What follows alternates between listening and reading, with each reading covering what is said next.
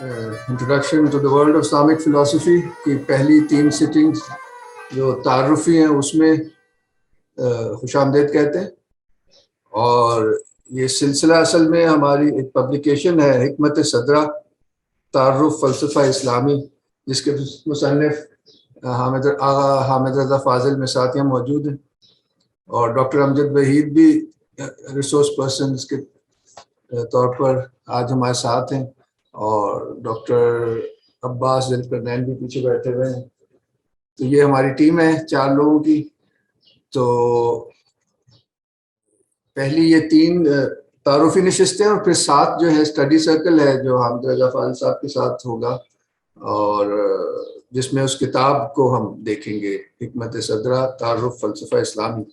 تو آج کی جو ابھی جو 3 نشستیں ہیں،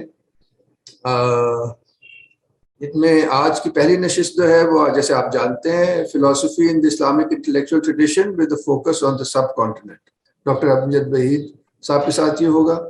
اور کل کی نشست میں relevance of Islamic philosophy today, this will be a conversation with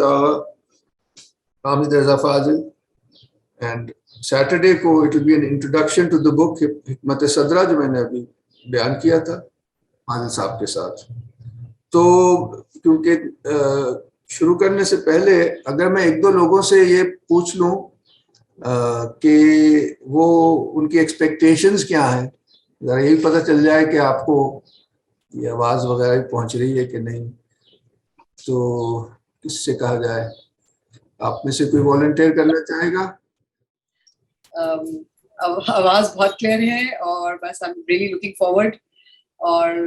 ظاہر ہے حامد صاحب کی کلاس میں ہوتے ہیں تو بس میں بہت سارے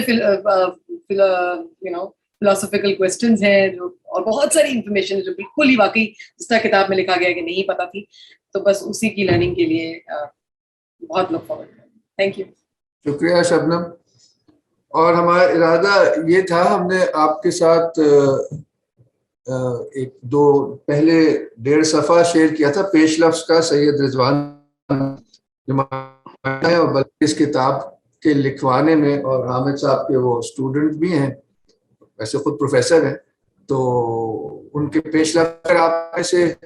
ہم نے پڑھ لیا تو میں پھر نہیں پڑھوں گا، ورنہ ارادہ یہ تھا کہ وہ پڑھ کے، کیونکہ اس کے تناظر میں آج ڈاکٹر امجد وحید صاحب بات کریں گے تو وقت بچانے کے لیے ہم اسے کر سکتے ہیں. پڑھ دیں اس کو، اچھا پڑھ ہی دیتے ہیں،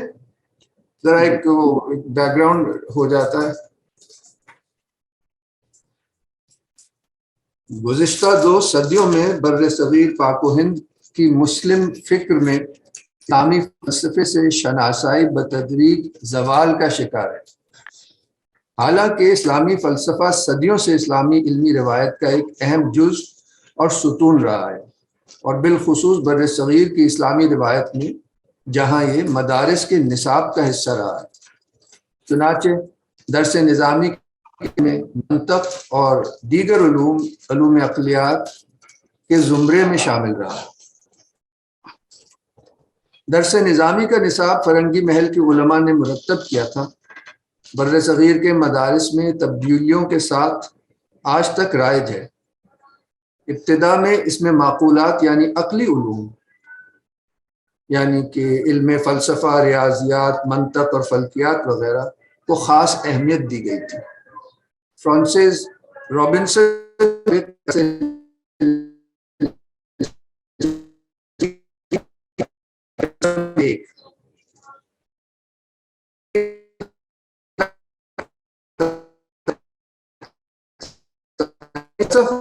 اسلام کے نصاب میں اہم حیثیت. یہاں گزشتہ صدی نقلیات یعنی کہ علوم قرآنی، حدیث و فقہ کی نسبت تنزل کا شکار نظر آتی ہے، یعنی کہ نقلیات جو ہیں وہ تنزل کا شکار نظر آتی ہیں پچھلی صدی میں.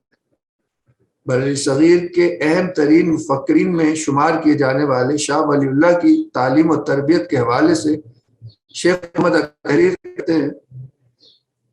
10 سال کی عمر میں شرح جامی شروع کی اور پھر معقولات ختم کر کے منقولات تک جا پہنچے. فقہ، منطق، حدیث، اسلام کے علاوہ آپ اپنے والد سے طب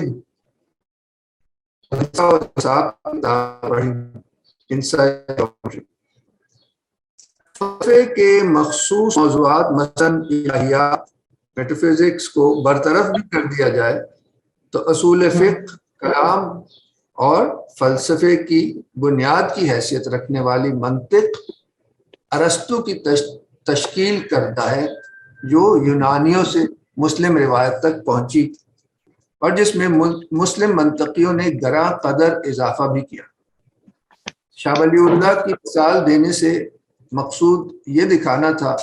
کہ فلسفے کی روایت اسلام کے ابتدائی ادوار سے نہ صرف اسلامی علمی اور فکری روایت کا اہم جزو رہی ہے، اور جس میں الکندی، الفارابی اور سینا سے بڑے بڑے نام کے بغیر کو ہند کی اسلامی میراث کا بھی خاص حصہ تھی۔ ایک سوال یہ ہے کہ ہمارے استاد حامد رضا فاضل صاحب نے ملا صدرہ ہی کو کیوں چنا؟ اس سلسلے میں ابو الحسن ندوی کا یہ تبصرہ قابل توجہ ہے، اور اس پہ ہم ختم میں امیر فتح اللہ شیرازی کی آمد ہندوستان پر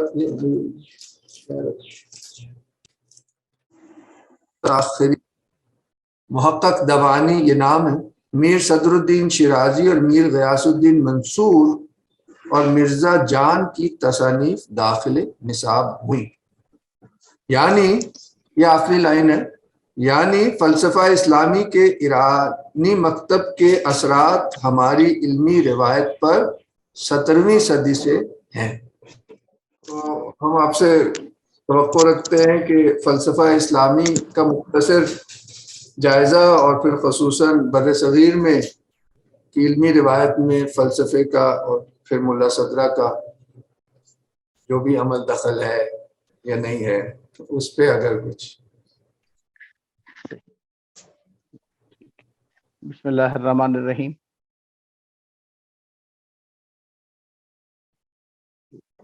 حکمت صدرہ کے یہ ابتدائی صفحات تعارف کے نام سے جو اس میں شامل ہیں، تو ابھی تیمور صاحب نے آپ کے سامنے ان کو پڑھ بھی دیا، اور آج کی اس نشست کا مقصد انہی ایک دو صفحات کے اندر جو گفتگو ہوئی ہے اس کو ذرا کھولنا اور اس کی تفصیل میں جانا ہے۔ تو جیسا کہ کہا گیا کہ ہندوستان کے اندر فلسفے کا جو ایک رجحان تھا، اس کے حوالے سے کچھ گفتگو بھی آج کی اس نشست میں شامل ہے، لیکن اس سے پہلے کہ فلسفے کی روایت اسلامی دنیا کے اندر جس انداز میں چل رہی تھی، تو ویسے تو یہ بذات خود دو الگ موضوع ہیں، لیکن کیونکہ ہمارا مقصود آگے جو اسٹڈی سرکل کے 7 سیشنز فاضل صاحب کے ساتھ ہونے ہیں اور اس میں حکمت صدرہ کا ایک مطالعہ مل کے ہونا ہے، تو اس حوالے سے کچھ ایک بیک گراؤنڈ بنانے کے لیے کچھ ابتدائی یہ جو 3 سیشن ہیں ان میں سے یہ پہلا سیشن، اس پہ کچھ بات کا آغاز ہم نے کرنا ہے۔ تو یہ اس کے بعد مزید 2 سیشنز کے اندر کچھ اور تفصیلات بھی اس کی سامنے آ جائیں گی، لیکن ابتدائی طور پر کہ اسلامی دنیا کے اندر یا اسلام کی روایت جو ہے، اسلامی روایت میں عقلی علوم کا رجحان جو ہے وہ شروع سے موجود تھا، اور ان عقلی علوم کے حوالے سے اسلام کی اپنی جو ایک فکر ڈیولپ ہوئی، اس کے اندر عقلیت پر مبنی بے شمار علوم نے ویسے تو جگہ بنائی، لیکن اپنی ابتدائی شکل کے اندر یوں کہہ لیں کہ اس کے لیے فلسفہ اور حکمت کی اصطلاح جو ہمارے ہاں مروج رہی وہ بولی جاتی رہی ان عقلی علوم کے لیے، ان ریشنل سائنسز کے لیے، جو اسلام کے اندر تھیں یا اسلامی روایت میں موجود تھیں. تو اس کو کیونکہ آگے آپ نے حکمت صدرہ پر جب اسٹڈی سرکل کا باقاعدہ آغاز ہوگا تو فاضل صاحب ہی کی ایک جو فلسفہ شناسی اور فلسفہ آشنائی کے حوالے سے ان کے سیشنز استونیست میں بھی ہوتے رہے ہیں، تو اس کے اندر بھی وہ تفصیل سے اس کا بیان کرتے ہیں، اور وہاں پر جا کر بھی یقیناً اسٹڈی سرکل میں بھی اس تفصیل میں جائیں گے. لیکن میں مختصر سے ایک اوور ویو کے طور پر اسی کو سامنے لے کے آتا ہوں کہ اسلام کے اندر جو فکر کی روایت تھی اور فلسفہ اور حکمت کی روایت تھی، اس کے بنیادی طور پر 4 سکول سمجھ لیں یا 4 مکاتب فکر جو ہیں وہ ڈیولپ ہوئے. اس روایت کے 4 ڈفرنٹ سٹریمز اس کی پیدا ہوئیں. ان میں سے ایک تو پیریپیٹیٹک سٹریم جو تھی، مشائی روایت جو تھی فلسفے کی، اسلامی فلسفے کی، کہ گریک تھاٹ اور گریک فلسفی جو تھی وہ اسی ہی کی کنٹینیوٹی تھی، اسی ہی وہ مسلم دنیا کے اندر بھی میں آغاز میں تو ان گریک فلسفی کے تراجم کے ذریعے اور پھر بعد میں مسلم ورلڈ کے اندر بھی اس کے اوپر مزید شروع اور حواشی کے کام ہوتے رہے، اور اس کے ساتھ پھر کچھ اوریجنل کام اس کے حوالے سے بھی ہوا. تو لیکن یہ اسی سٹریم کو فلسفی کی اور فلسفے کی یہ یونانی فلسفے سے متاثر ہو کر اور اسی کے تسلسل کے طور پر اسلامی دنیا کے اندر بعد میں اس کا آغاز ہماری مسلم دنیا کے اندر الکندی اور الفارابی ان سے ہوا. انہوں نے اسی ارسطوٹلین تھاٹ کو ہی آگے لے کے آئے. پھر اسی طرح مسلم دنیا کے اندر نیو پلیٹنزم یا نو افلاطونیت جو تھی، تو گریک تھاٹ کی وہ جو ڈیولپمنٹ تھی وہ بھی ایز اٹ از مسلم دنیا کے اندر وہ بھی اسی پیریپیٹیٹک اور مشائی فلسفہ کے تحت اس کی بھی ایک سٹڈی شروع ہوئی اور اس کا بھی مطالعہ شروع ہوا. تو یہ جو ایک ترتیب تھی یہ الکندی اور الفارابی سے ہوتی ہوئی ابن سینا تک پہنچتے ہوئے اس نے ایک خاص شکل اختیار کی وہ ابن سینا کے ہاں آ کر. تو یہ ایرسٹوٹولین ایویسینین ٹریڈیشن آف فلسفی جو مسلم ورلڈ کے اندر پھر ڈیولپ ہوئی، اس کے لیے ہم مشائی فلسفہ یا مشائی روایت فلسفے کی اسلام کے اندر، یا انگریزی میں اسی کو پیریپیٹیٹک ٹریڈیشن آف فلسفی کے نام سے جس کو ہم جانتے ہیں، تو یہ ایک فلسفے کی ایک سٹریم تو ایک مکتبہ فکر تو اسلامی فلسفے کے اندر یہ تھا. اسی طرح فلسفے کے اور اسی کا تسلسل تھا آگے چل کے ابن سینا سے آگے بڑھتے ہوئے ابن رشد، اسی طرح ابن طفیل، ابن ماجہ، یہ لوگ جو تھے، ابن باجہ، ابن طفیل، تو ابن رشد کی طرح، تو یہ ساری یوں سمجھ لیں کہ یہی وہ پیریپیٹیٹک ٹریڈیشن آف اسلامک فلسفی یا مشائی روایت تھی فلسفے کی اسلام کے اندر. تو یہ پیور فلسفی کی ایک ٹریڈیشن ہی تھی ایک طرح سے یوں سمجھ لیں اسلام کے اندر. اسی طرح ایک دوسری فلسفے کی جو ہمارے ہاں ابتدا سے ہی مسلم دنیا میں ایک اقلیت کا جو ایک زور ہمارے ہاں یہاں پر ارلی ہیٹروڈاکسی کے نام سے بھی کچھ لوگ اس کو جانتے ہیں، تو یوں سمجھ لیں کہ جبریہ اور قدریہ یہ 2 اسکول آف تھاٹس ڈیولپ ہوئے، اور جبر و قدر کے مسائل کے اوپر جو تھے ان کے موضوعات جو تھے زیادہ، اور پھر آگے جا کر انہی میں سے ایک معتزلہ کا ایک مکتبہ جو ہے اسی مکتبہ فکر کی ایک شاخ کے طور پر ایمرج کیا. تو پھر اسی طرح اشاعرہ ایک، تو یہ ساری جو ایک ڈیولپمنٹ تھی اسلام کے اندر، یہ جو سب سکولز تھے یہ در حقیقت ہماری کلام کی روایت تھی، علم الکلام کی روایت، یہ ہمارے متکلمین کی روایت تھی. تو یہ ہمارے کلام کے سکولز تھے جو ابتدائی شکل میں جبر اور قدر کے سکول کے طور پر جانے جا رہے تھے، پھر اس میں معتزلہ بھی، اشاعرہ بھی، ماتوریدی بھی، اور بے شمار سکولز اس کے بھی ڈیولپ ہوئے. تو یہ بھی حقیقتاً تو یہ بھی ریشنل سائنسز جو اسلام کے اندر ڈیولپ ہو رہی تھی، تو ہماری کلام کی جو روایت تھی، علم الکلام کی روایت، یہ بھی اگر براڈر سینس میں دیکھا جائے تو یہ بھی ہماری فلسفہ ہی کی روایت کا ایک حصہ تھا ایک طرح سے. تو ایک مکتبہ فکر جیسے ہم نے کہا پیریپیٹیٹکس کا تھا، ایک ہمارے ہاں یہ مکتبہ فکر جو تھا ہماری کلامی روایت تھا. پھر ایک اور روایت ہمارے ہاں جو ڈیولپ ہوئی، جو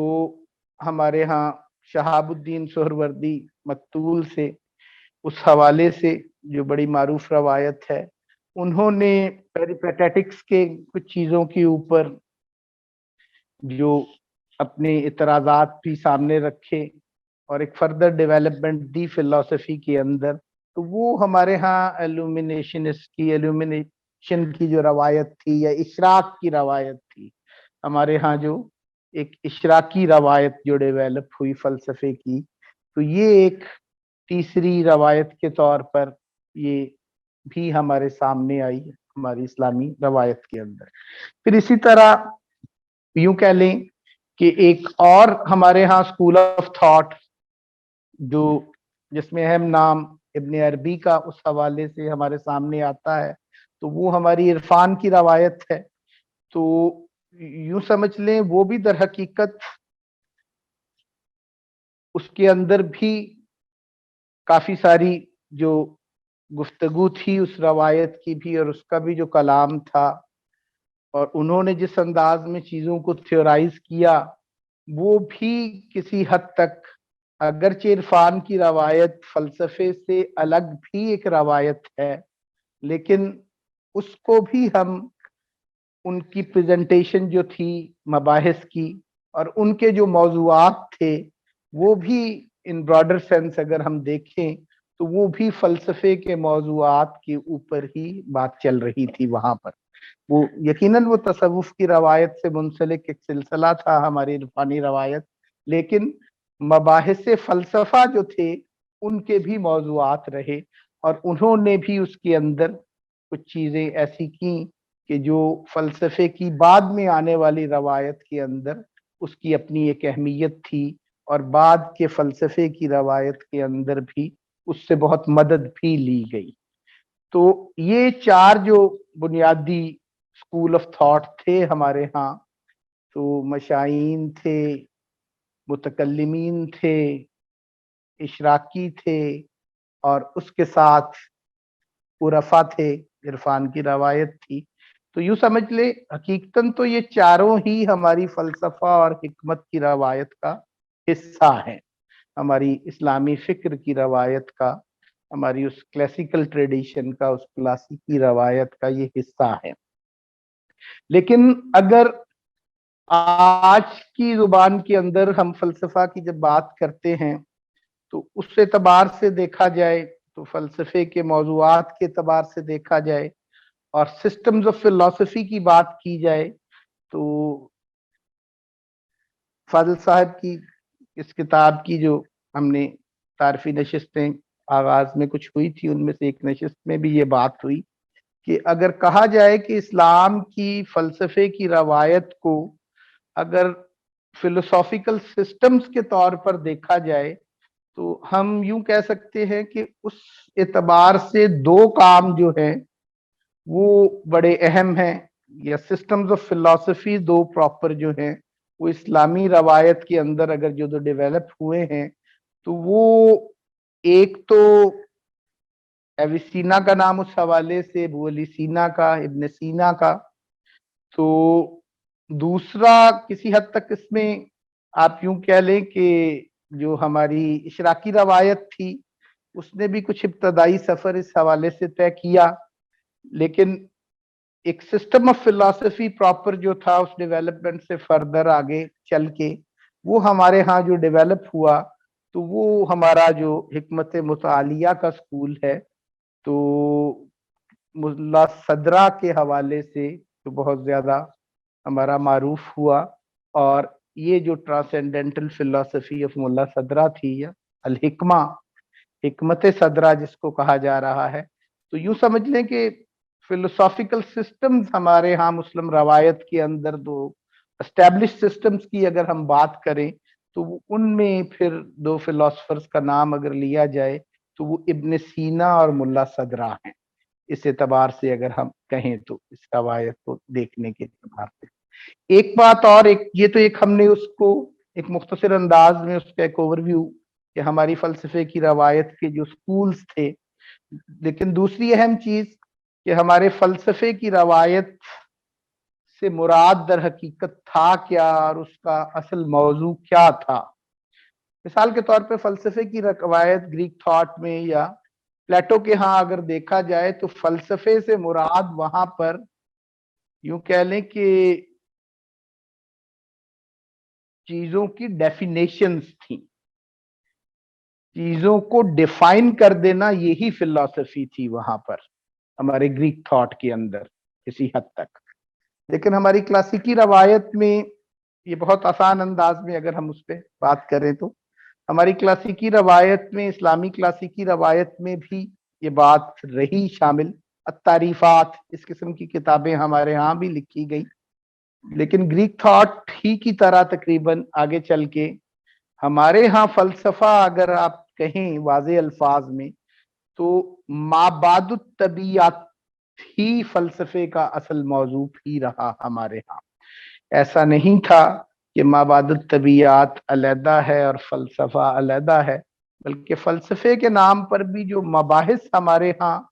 मारूफ थे वो असल में माबादुत तबीयाती मबाहिस ही थे, एक तरह से आप ये कह सकते हैं।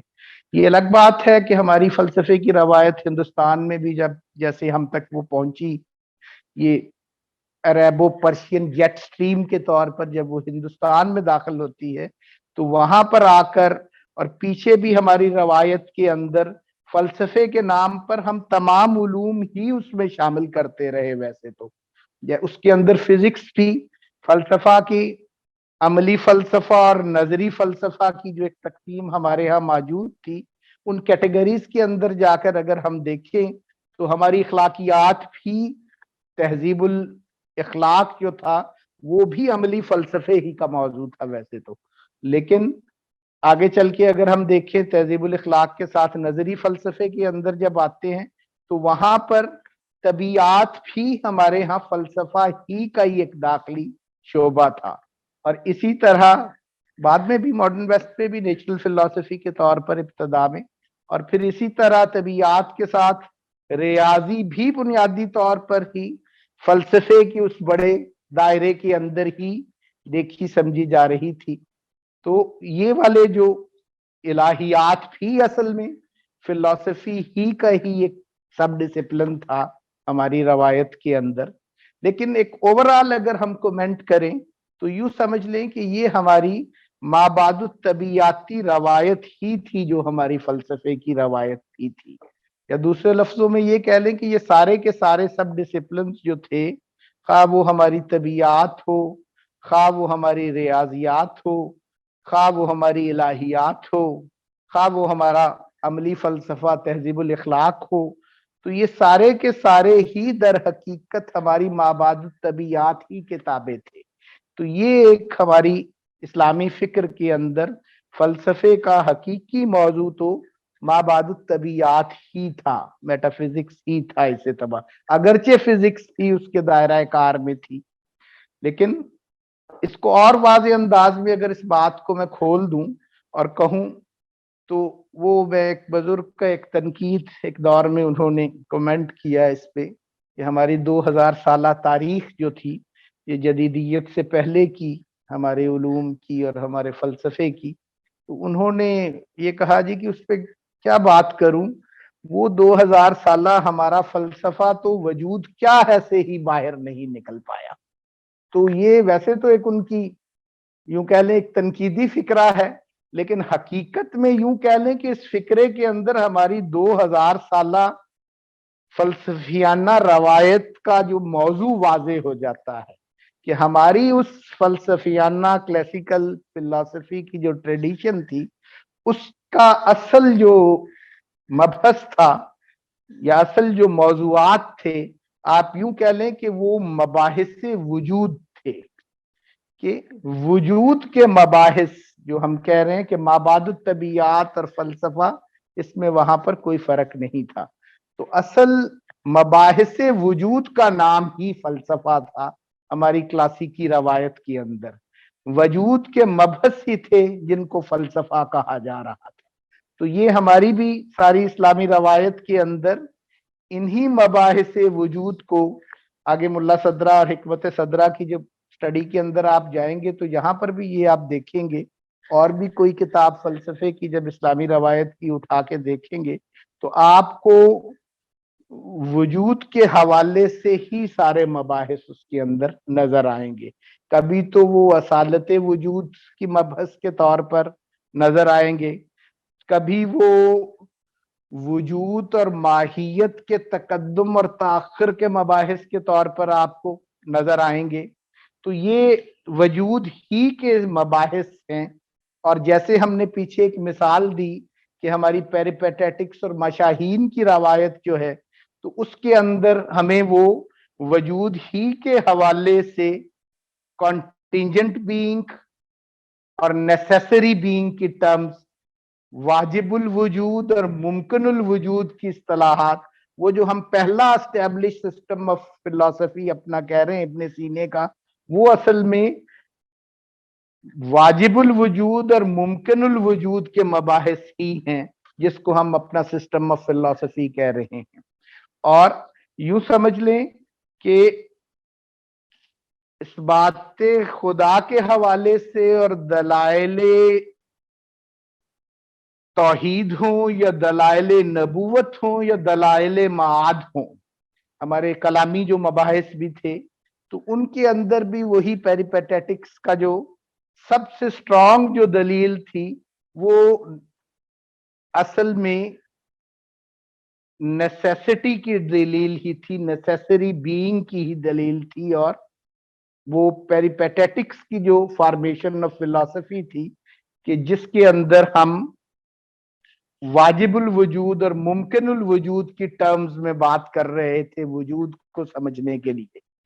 मॉडर्न टाइम्स के अंदर उसको थोड़ा सा मैं उसका इशारा दे दूं, उसकी डिटेल्स में तो आप जाएंगे हिकमत सदरा जब देखेंगे। जैसे मॉडर्न टाइम्स के अंदर हमारे यहाँ कुछ मबाहिस आती हैं, खुसूसन यहाँ पल सार्त्र के हवाले से, साख्त के हवाले से जब हम बात करते हैं, तो एग्जिस्टेंशियलिज्म की जब हम बात कर रहे हैं कि एग्जिस्टेंस प्रीसीड्स एसेंस की जब हम बात कर रहे हैं, तो ये एग्जिस्टेंस प्रीसीड्स एसेंस की जो बात यहाँ पर आकर हो रही है, तो वहां पर भी एसेंशियलिज्म और एग्जिस्टेंशियलिज्म ये मबाहिस वहां पर मौजूद थे अपने ही अंदाज में और वजूद ही के हवाले से। तो कुछ लोगों का यही ख्याल है कि इब्ने सीना जो थे वो अपनी इब्तदाई फलसफे का जो उनका पूरा मॉडल था उसके अंदर वो एसेंस की प्रीसीड करने की बात कर रहे हैं एग्जिस्टेंस की बजाय। लेकिन उसी पेरिपेटेटिक फिलॉसफी के अंदर ही एविरास तक बात पहुंचते पहुंचते मामला जो था एग्जिस्टेंस, और ये हमारे यहाँ ये मबाहिस जो हैं असालत की मबाहिस के तौर पर भी, principality of essence and principality of existence के तौर पर भी मौजूद थी पेरिपेटेटिक्स के यहाँ, कि प्राइमरी और प्रिंसिपल रोल जो है वो एग्जिस्टेंस का है या एसेंस का है, वजूद का है या माहियत का है। तो इसमें हमारे इन स्कूल्स के अंदर, इन मबाहिस के अंदर ये बातें मौजूद थी। फिर इब्ने सीना की भी मुख्तलिफ शरू जो हैं वो मुख्तलिफ अंदाज से उनको देखा जाता है कि एग्जिस्टेंस की जो दो कैटेगरीज जिन पे वो बात कर रहे हैं, इंटेंसिटी ऑफ एग्जिस्टेंस की जब बात आती है आगे चल के, तो वो अब बात जब कर रहे हैं मुमकिनुल वजूद की और वाजिबुल वजूद की, तो एग्जिस्टेंस की इन दो सतहों के ऊपर मुमकिनुल वजूद के एतबार से तो वो आप यूं कह लें कि एसेंस जो है प्रीसीड्स एग्जिस्टेंस है, लेकिन वाजिबुल वजूद की सतह पर जाकर अगर देखा जाए तो वहां معاملہ جو ہے وہ بھی ایگزسٹنس پریسیڈز ایسنس کے قائل نظر آئیں گے ہمیں. تو اس طرح کی کچھ مباحث ہیں جو ان کے حوالے، لیکن یہ تھوڑی سی میں تفصیل میں چلا گیا. ویسے تو حکمت صدرہ کے مطالعے کے اندر یہ مباحث، اصالت کی مباحث بھی اور یہ واجب الوجود اور ممکن الوجود کے حوالے سے بھی چیزیں کھل کے آپ کے سامنے آتی جائیں گی، لیکن یہاں پر بتانا یہ مقصود تھا. میں تھوڑی سی تفصیل اس کے لیے اس میں گیا کہ آپ کو یہ واضح ہو جائے کہ جتنے بھی موضوعات تھے در حقیقت ان کا تعلق مباحث وجود سے ہی تھا کسی بھی صورت کے اندر اگر وہ تھے. تو یہ بحث تھوڑی سی جس کا میں نے حوالہ دے دیا، تو اس کا مقصد یہی تھا کہ یہ سارے موضوعات گھومتے وجود کے گرد ہی تھے. اسی لیے ہم اپنی پوری فلسفے کی روایت کو مباحث وجود کی روایت کہہ رہے ہیں. تو یہ وجود کیسے کا جو ایک سوال تھا، یہ اور اس کی اصالت کے جو مسائل تھے، اس کی پرنسپیلٹی کا جو ایشو تھا، یہ سارے موضوعات وجود ہی کے مباحث کے اندر شامل تھے. اسی طرح ہماری عرفانی روایت کے اندر جب آپ جاتے ہیں تو وہاں بھی یہی وجود کے مباحث ہی تھے، اور انہی کے اوپر بلکہ ابن عربی کے ہاں انہی ٹرمینالوجیز کو، انہی ٹرمز کو ہی استعمال بھی کیا گیا. تو واجب اور ممکن کی اصطلاحات اور وجود کے حوالے سے ان کے شارحین نے یہ استعمال کی ہیں. اس کو سمجھانے کے لیے عرفان کی روایت کے حوالے سے بھی فصوص کو اور اس کے علاوہ فتوحات کے بھی جو مباحث ہیں. لیکن فلسفے کی روایت کے اندر آ کر اس نے جو رنگ اختیار کیا ہماری فلسفے کی عرفانی روایت نے، تو وہاں پر یہی مباحث جو تھے کنٹینجنٹ بینگ اور نیسیسری بینگ کی ٹرمز سے ان کے استعمال کے ساتھ بھی در حقیقت وہاں پر پھر ٹرمینالوجی کے اندر جو چیزیں آئیں تو یہ وحدت الوجود کی ٹرمز کے اندر یہ باتیں ہونے لگ گئیں. تو وجود ہی کی وحدت اور اس کی یونٹی اینڈ ویرائٹی جو تھی ان کے ایشوز کے اوپر، تو وحدت اور کثرت کے جو مباحث تھے وجود کے حوالے سے، پھر اسی ہماری عرفانی روایت کے اندر آگے جا کے یہی وحدت الوجود کی جو ایک بات تھی، یہ آگے جا کے مراتب وجود کے حوالے سے بھی اس کو دیکھا جانے لگ گیا. تو وجود کے ڈیفرنٹ مراتب جو تھے، تو سٹیجز جو تھیں، گریڈز جو تھے، اور وجود ہی کے حوالے سے انٹینسٹی آف ایگزسٹنس کے حوالے سے بھی ان چیزوں کو تھیورائز کیا جاتا رہا. تو بتانا یہی مقصود تھا کہ ہماری عرفانی روایت فلسفے کی ہو، ہماری مشائی روایت فلسفے کی ہو، ہماری کلامی روایت جو اثبات توحید اور اثبات نبوت اور اثبات معاد کی باتیں کر رہی تھی وہ ہو، جو بھی ہماری اسلامیہ، ہماری اشراق کی روایت ہو، تو وہ در حقیقت مباحث وجود ہی کے گرد گھومتی ہے. تو ہمارے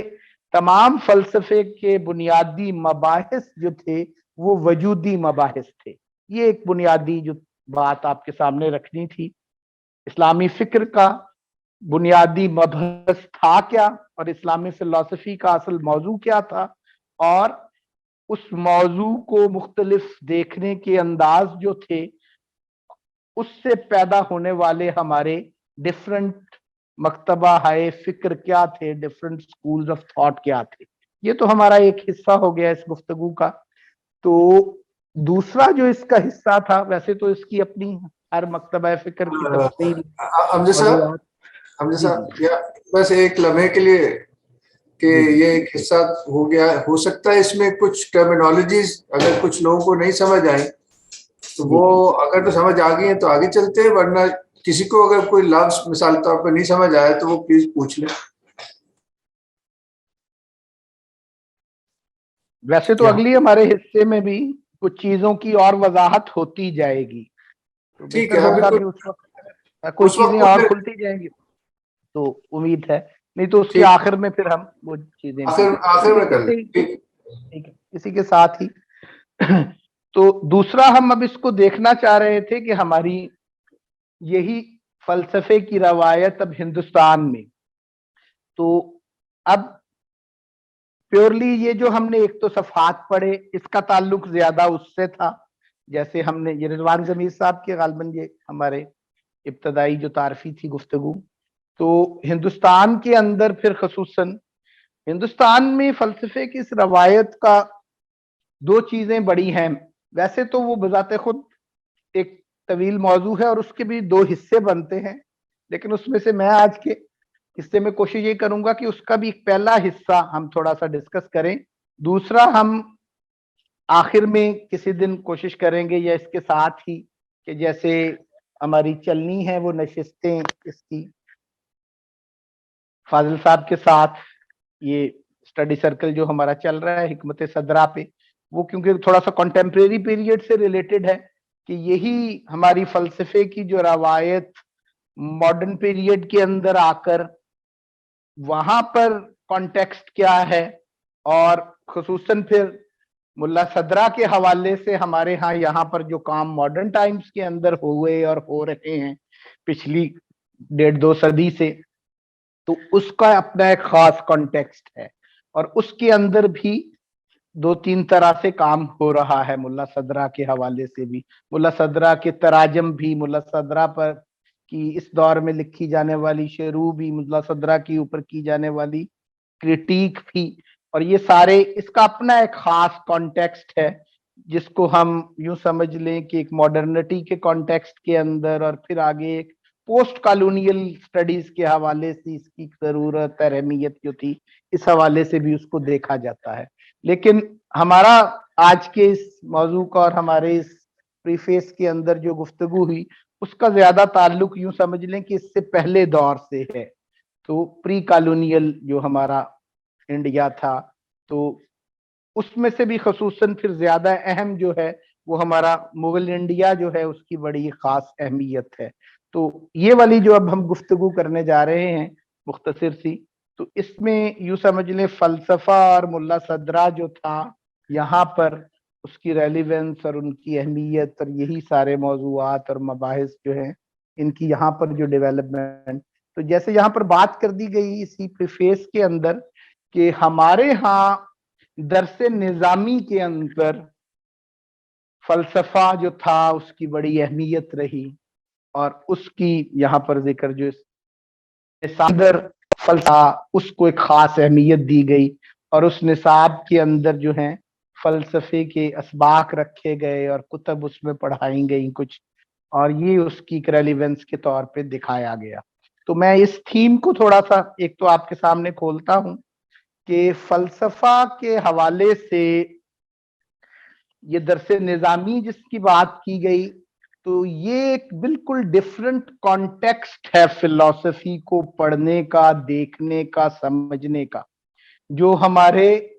हिंदुस्तान के अंदर और हमारे इस कॉन्टेक्स्ट प्री कॉलोनियल कॉन्टेक्स्ट में उसकी जो एक स्टडी थी, ये वाला कॉन्टेक्स्ट हमारे इस पोस्ट कॉलोनियल मुल्ला सदरा की स्टडीज और फिलोसॉफिकल स्टडीज से एक बिल्कुल डिफरेंट कॉन्टेक्स्ट। यहाँ पर हम ज्यादा फलसफे का मुतालिया और अपने फिलोसफर्स और हुक्मा का मुतालिया करते हैं। वेस्ट के फिलोसॉफिकल जो थेरीज हैं उनके मुकाबल अपनी आइडेंटिटी एस्टेब्लिश करने के लिए या अपनी शनाख्त और अपनी तहजीब और उसकी एक नुमाइंदगी पेश करने के लिए आज के दौर में हम मुल्ला सदरा को पेश कर रहे होते हैं एक पोस्ट कॉलोनियल कॉन्टेक्स्ट के अंदर। लेकिन अगर हम उस प्री कॉलोनियल कॉन्टेक्स्ट में चीजों को देखें और ये जो दरसे निजामी की बात खसूसन जहां पर रिजवान साहब ने कर दी इसके अंदर, तो ये बिल्कुल एक डिफरेंट कॉन्टेक्स्ट है फलसफे के मुताले का भी और मुल्ला सदरा के मुताले का भी। ये कॉन्टेक्स्ट क्या है, इसको अगर आप यूं समझ लें कि ये एक स्कूलास्टिक पेडागॉजिकल कॉन्टेक्स्ट है, या यूं कह लें कि स्कूलास्टिक पेडागॉजी है जिस जरूरत के तहत फलसफा यहाँ पढ़ाया जा रहा था और मुल्ला सदरा भी पढ़ाया जाता रहा, कि ये हमारी जो तरीका तदरीस था उसके अंदर इसकी एक खास जरूरत थी। यहाँ पर इस पोस्ट कॉलोनियल कॉन्टेक्स्ट की तरह सिर्फ अपनी तहजीब के फलसफी को और हुक्मा को शोकेस करना मकसूद नहीं था, बल्कि दरसे निजामी के इस कॉन्टेक्स्ट के अंदर, दरसे निजामी की पेडागॉजी के अंदर और दरसे निजामी के तरीके तदरीस के अंदर फलसफा को जो मौजू बनाया गया और जो अहमियत मिली फिलॉसफी को, लॉजिक को, माकूलात को, रैशनल साइंसेस को, ये सारे का सारा जो था ये असल में एक पेडागॉजिकल नीड के तहत था। और वो क्या थी और यहां पर मतलूब क्या था? यहां पर मतलूब असल में फिलसफा पढ़कर और फलसफे पर बड़े बड़े हुक्मा को पढ़कर और उनकी शरू और उनके हवाशी पढ़कर जो दरसे निजामी के निसाब तक और उस दौर से बाद में मुल्ला सदरा तक जो बात पहुंची, वो असल में ज़हनी इस्तेदाद को बढ़ाने के लिए था। यहां पर फलसफा महज एक मुतालिया नहीं था, फलसफा दर हकीकत पढ़ना नहीं था, बल्कि यहां पर तो फलसफा जीने का एक अमल था। फलसफे की रेलिवेंस भी किसी हद तक इस पेडागॉजी के अंदर वजूदी थी, महज इल्मी नहीं थी। ये एक फिनोमेनोलॉजिकल नीड थी फलसफे की, यहां पर आप यूं समझ ले। तो तालिबे इल्म की ज़हनी इस्तेदाद बढ़ाने के लिए फलसफा पढ़ाया जा रहा था। और यही बताया कि फलसफे के जो असबाक भी थे,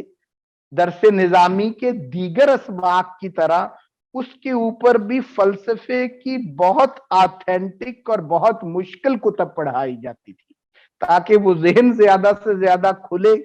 माकूलात के लिए और रैशनल साइंसेस के लिए। और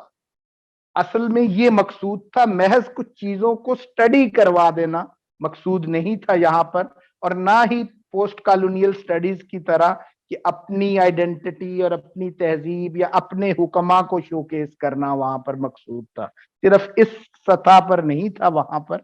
और ये खास कॉन्टेक्स्ट था। और उसके अंदर फिर क्या हुआ, ये एक पूरी स्ट्रीम हमारे यहाँ जिसको हम अरेबो पर्शियन जेट स्ट्रीम कह रहे हैं, ये वेव जो थी नॉलेज की और हिकमत की और विजडम की, ये हमारे यहाँ मुख्तलिफ रस्तों से ये झोंके आते रहे हिंदुस्तान में। लेकिन इसकी सबसे बड़ी जो एक कह लें लहर हमारे यहाँ दाखिल हुई, वो शिराजी स्कॉलर्स की लहर थी, और जिसका आगाज हमारे मुगल इंडिया के अंदर अकबर के दौर में फतहुल्लाह शिराजी से हुआ। फतहुल्लाह शिराजी ईरान से उस माहौल से आए कि जहां पर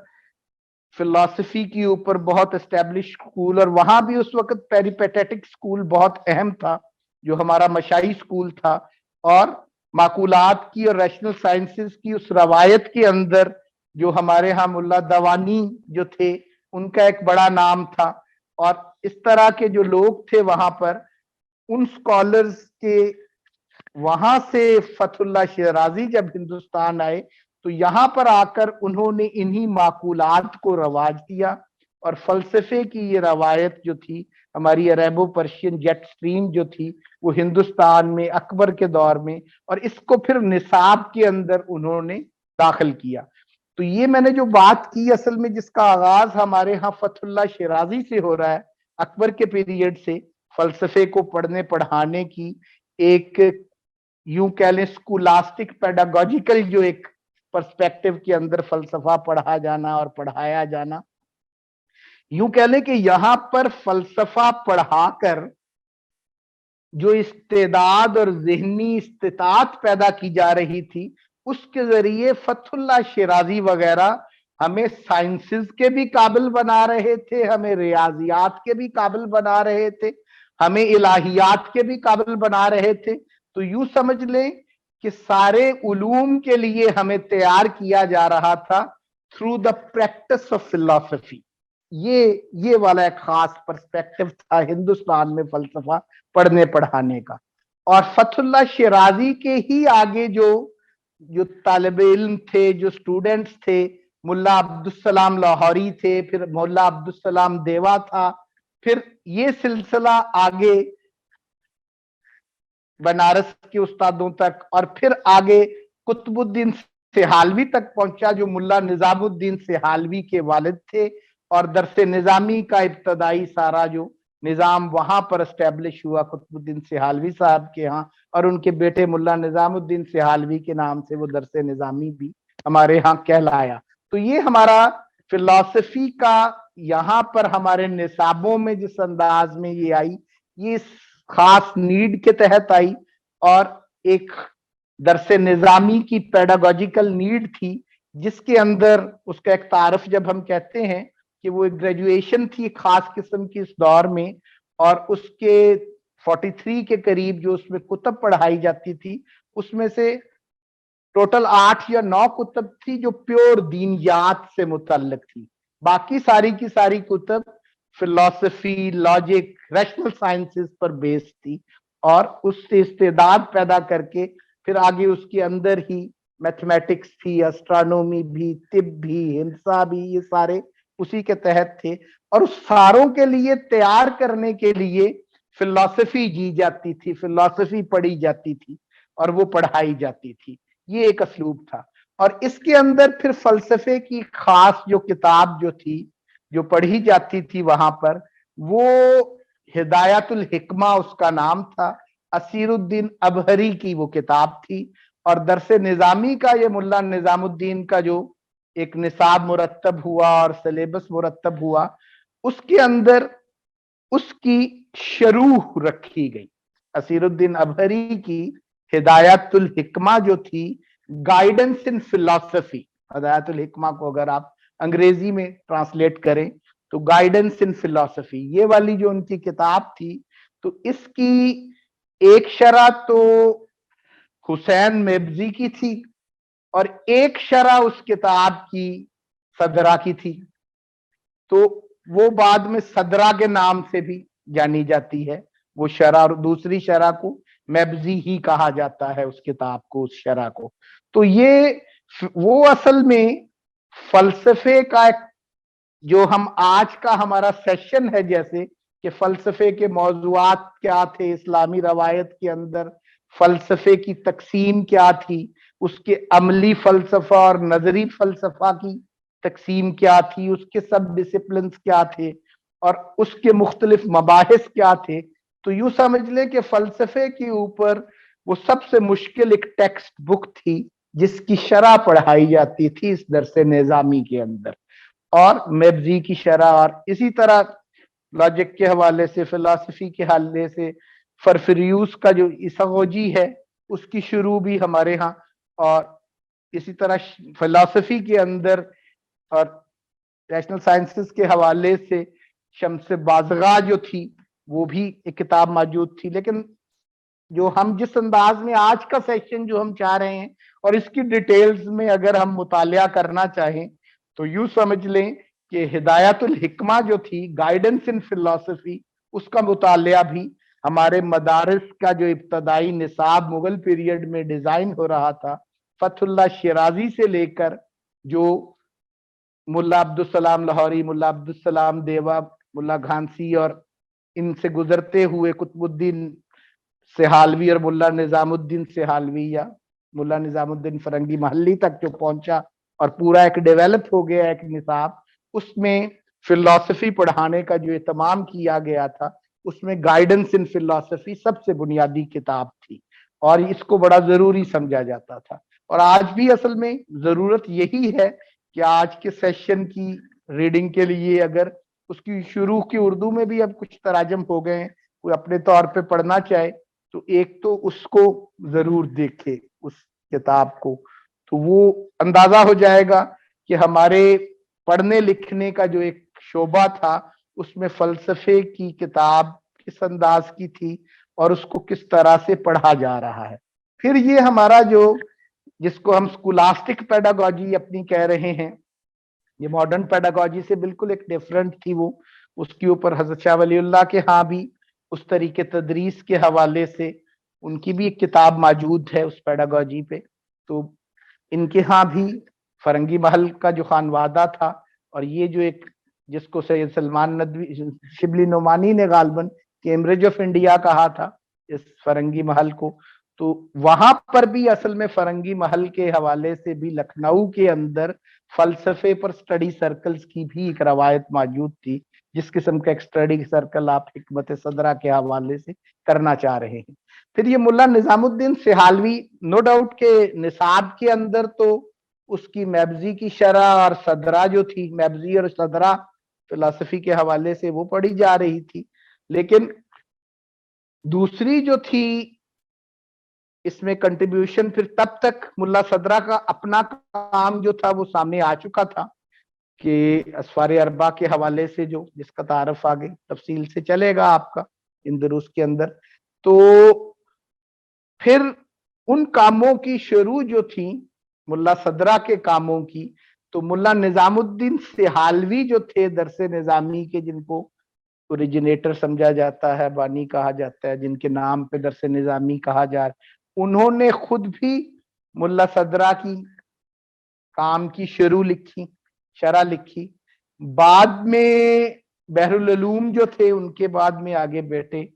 जो एक तरह इस इदारे के बाद में हेड रहे, उनका भी काम है मुल्ला सदरा के ऊपर। सिर्फ इतना ही नहीं, सदरा के हवाले से बाद में शुरू जो थी वो शाह अब्दुल अजीज की लिखी हुई भी थी, जो शाह वलीउल्लाह वाले मदरसा रहीमिया की तरफ अगर हम पलटें तो वहां हालांकि मनकुलात पे हम समझते हैं जोर ज्यादा था, ट्रांसमिटेड नॉलेज के ऊपर रैशनल साइंसेस की बजाय ज्यादा एम्फेसिस था, लेकिन उसके बावजूद भी मुल्ला सदरा के हवाले से शाह अब्दुल अजीज का भी काम हमें नजर आता है हिंदुस्तान की रवायत में। एक तो ये चीज थी कि जो एक पेडागोजिकल नीड थी और फलसफा पढ़ने की हमारे यहाँ जो रवायत थी, तो यहाँ पर हिंदुस्तान में तो फलसफा पढ़ाया जा रहा था आपको मैथमेटिक्स, इंजीनियरिंग, तिब, लॉजिक, इन मजामीन के लिए ज़हनी तौर पर तैयार करने के लिए और आपकी इसके लिए ज़हनी इस्तेदाद पैदा करने और आपकी इस्तिताअत पैदा करने के लिए आपके अंदर,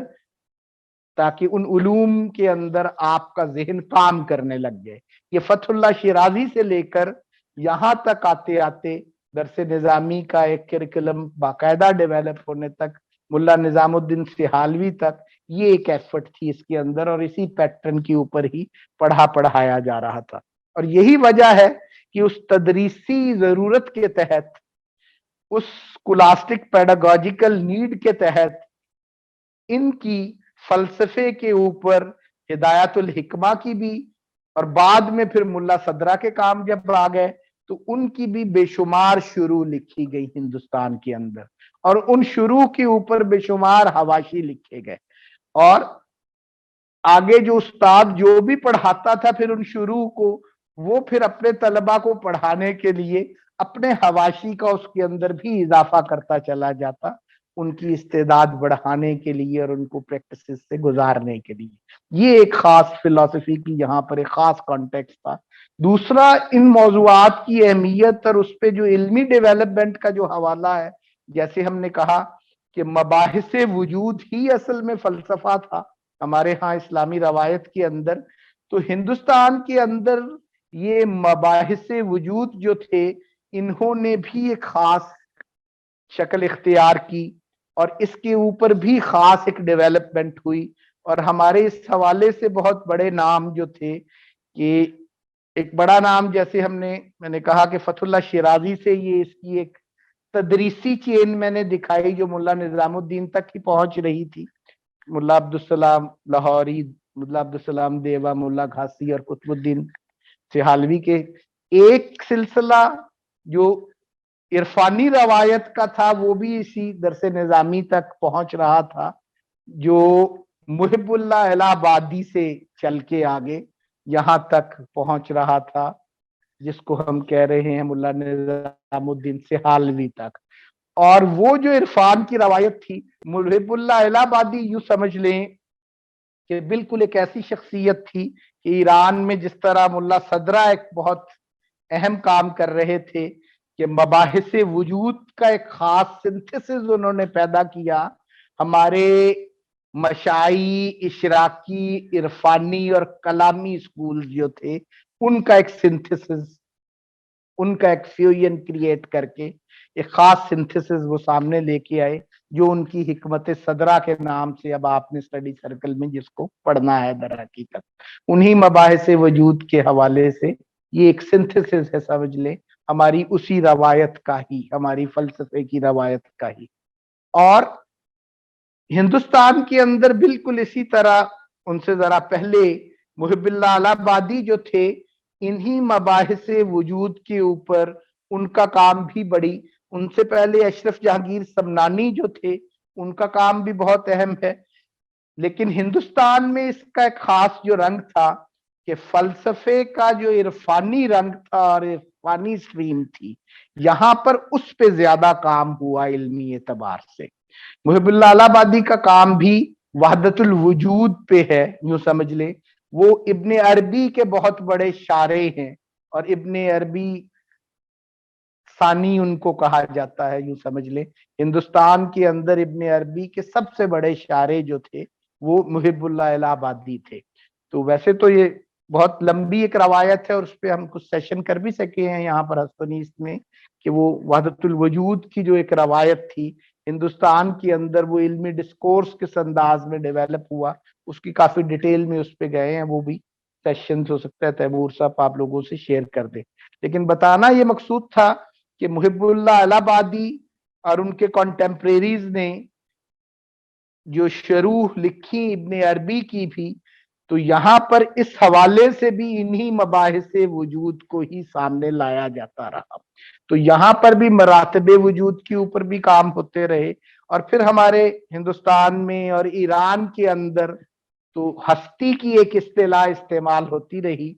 इसी वजूद के लिए, इसी मबाहिस वजूद के लिए। तो हस्ती के मबाहिस के तौर पर हिंदुस्तान के अंदर इन लोगों ने, मुहिबुल्लाह अलाहाबादी ने और स्कॉलर्स ने काफी काम किया। और ये रवायत भी आगे जाके हमारे उसी दरस निजामी के निसाब के साथ ही जाके जुड़ी और उसी चेन के साथ ही मुंसलिक है मुल्ला निजामुद्दीन सेहालवी वगैरह। यहाँ पर हमारी पेडागोजिकल या स्कूलास्टिक पेडागोजी जहां पर जाकर कल्मिनेट हो रही है, वहीं पर हमारी इरफानी रवायत की कल्मिनेशन भी वहीं पर इसी दरस निजामी के साथ मुंसलिक हो रही है और मुल्ला निजामुद्दीन सेहालवी तक पहुंच रही है, वो भी जो मुहिबुल्लाह अलाहाबादी के जरिए यहाँ तक पहुंची। तो ये फलसफे की रवायत हमारे हिंदुस्तान के अंदर जो थी, एक इल्मी रवायत के तौर पे भी और एक तदरीसी रवायत के तौर पर भी, इस पर ये एक थोड़ा सा मैं ओवरव्यू आपके सामने लेके आया हूं। बाद का जो दौर है जिसको हमने कहा कि वो हम आपके जो ये स्टडी सर्कल है या ये जो हल्का है हिकमत सदरा का, इसके तकमील के ऊपर हम कोशिश करेंगे कि वहां पर मिलके कुछ इसकी चीजें देखें, समझें कि कॉन्टेम्परेरी साउथ एशिया के अंदर, क्योंकि इस पे बहुत काम हुआ। जैसे ईरान के अंदर बहुत बड़े लोगों ने इस पे काम किया, जैसे बात हम कर रहे थे कि इसके हवाले से इस स्कूल को आगे एक्सटेंड करने के लिए हिकमत सदरा को आगे लेके चलने वाले जो लोग हैं, मोहम्मद हुसैन तबातबाई का नाम जिनमें से बहुत अहम है। तो इसी तरह हमारे इस साउथ एशिया के अंदर भी बहुत बड़े नामों ने, बहुत बड़े लोगों ने इस रवायत के ऊपर बाद में काम किया। इसके तराजुम का भी, इसके उर्दू तर्जमे का एक बहुत बड़ा उस्मानिया जो इसकी टेक्स्ट मुरतब हुई तर्जमे की बाद में हैदराबाद मनाज़र हसन गेलानी साहब कर रहे थे और उस कमेटी के अंदर, उस तर्जमे के अंदर कंट्रीब्यूट उन्होंने खुद भी किया और लोगों ने भी किया। उन कंट्रीब्यूट करने वालों में से सैयद अबुल अला मादूदी का नाम भी लिया जाता है कि कुछ हिस्से के तर्जमे उन्होंने भी किए। फिर इस असवार अरबा के जो इस हवाले से हिकमत मुतालिया को जो तर्जमों में लाने की जो कोशिशें थी, इसी तरह अंग्रेजी के अंदर हमारे यहाँ जैसे हुसैन नसर वगैरह बाहर काम कर रहे थे, तो हमारे यहाँ डॉक्टर फजलुर रहमान का बड़ा अच्छा काम हिंदुस्तान में मुल्ला सदरा के ऊपर सबसे खूबसूरत काम जो फिलोसॉफिकल मॉडर्न फिलोसफी के अंदर किया गया काम है। इस असर होने वालों में सैयद अनवर शाह कश्मीरी भी बहुत ज्यादा मुल्ला सदरा से मुतासर थे हमारे हिंदुस्तान के अंदर जो बाद में। इसी तरह हमारे बिल्कुल रिसेंट पीरियड्स के अंदर जैसे हम बात करते हैं तो कुछ लोगों ने, हमारे एक दोस्त है खिजर यासीन साहब, उनका अपना पीएचडी का काम मुल्ला सदरा के ऊपर बहुत अच्छा काम है और उनकी वो क्रिटिक है एक तरह की मुल्ला सदरा पे, मॉडर्न फिलॉसफी के कॉन्टेक्स्ट में की हुई ही क्रिटिक है। इसी तरह मशहूर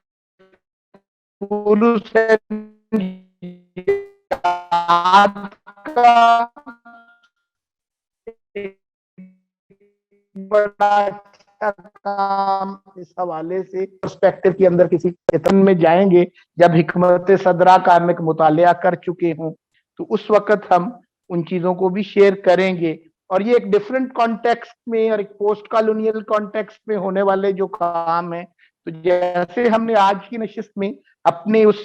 स्कूलास्टिक पेडागॉजी के कॉन्टेक्स्ट को वाजे करने की कुछ कोशिश की है, और हम अगर इसको समराइज कर लें दो तीन चीजों को जो मुख्तसर हमने इस नशिस्त में अब किया, एक तो ये वाजे किया कि हमारी फलसफे की रवायत असल में मबाहिसे वजूद की रवायत थी।